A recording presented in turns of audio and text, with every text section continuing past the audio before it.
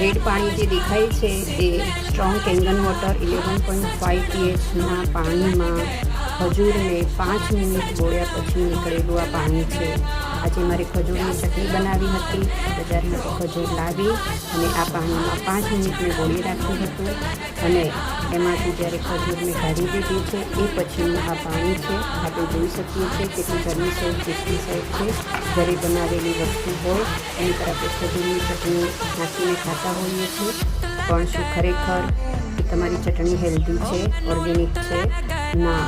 તો medical device Kangen વોટરમાંથી નીકળેલું 11.5 pH પાણી જે કોઈપણ ખોરાકમાંથી અનાજ, ચોખા, ફ્રૂટ્સ, શાકભાજી એમાંથી જર્મીસાઇડ, પેસ્ટિસાઇડને દૂર કરવાની ક્ષમતા ધરાવે છે.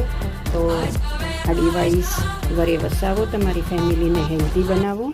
Change your water, change your health.